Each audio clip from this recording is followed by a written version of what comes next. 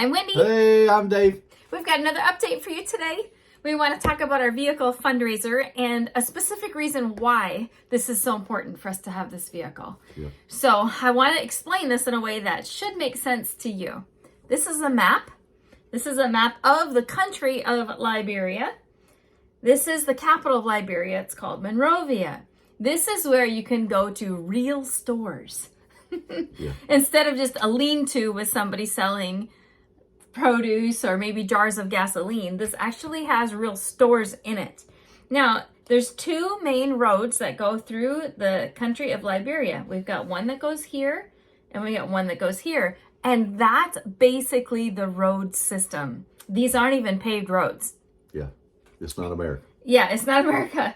And so you go from Monrovia, it takes you about 8 hours to get up to the border where Ganta's at, and then about another 2 hours to wiggle your way back down into where our training center is at here. So if Ernest needs to go to town, like this week he had to go to town to get my visa because I'm traveling there March 22nd. Yeah, mandatory trip. Mandatory trip.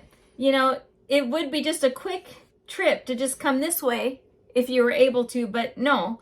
He's got to go all the way up to Ganta, which is 2 hours, and another 8 hours to come down to Monrovia. But if he has his own vehicle, it's not near the issue as if he doesn't. So if he doesn't, there's no Uber, there's no taxi services, you know, there's nobody basically to ask and Tapita to help. So he's got to find someone in Ganta, a friend, a relative, somebody who could possibly take time to come and drive. It's usually a hired person though, not a family member.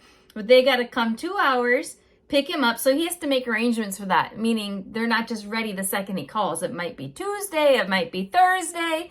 You know, make arrangements. They come 2 hours, pick him up. Then he's got to travel 2 hours back to there. And then they travel 8 hours to Monrovia. And let's say he's got a day or 2 or 3 days worth of things he needs to take care of in Monrovia. Which he does most of the time. Most of the time. Taxi cab driver can't just wait around for him. So that person leaves. He's got to find another taxi. They got to go back. So it ends up adding like 3 to 5 days to his trip. Plus an enormous amount of money spent on taxi cab drivers. You can imagine if he has... we have food at the farm that we're growing to be able to make this training center self-sustainable. But if we take that food and then we have to pay for a taxi driver to get that all the way to Monrovia, there's no profit left. The margin's gone. The margin's gone. So yeah. Can you think of so it? That's similar to us. We're in Central Florida. Having somebody from Fort Myers come drive here, get us, drive back to Fort Myers, and then we're going to go to Atlanta to do our business and then drive all the way back. It's a circus zoo that we don't have to deal with, but that is life in life Liberia. For them. Yeah. And he had to go for our visas today, but I mean, just normal everyday things. So you still need to go to Monrovia. It's really the only city that has stores. Yes.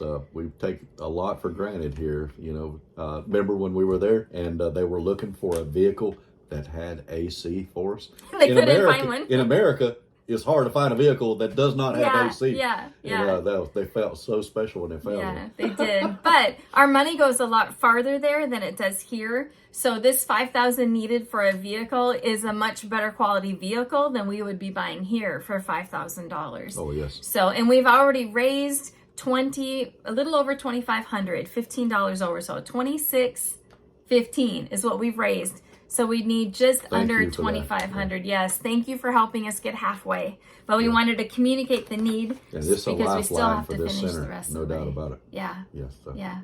All right. Thank you very much. Bye. Bye.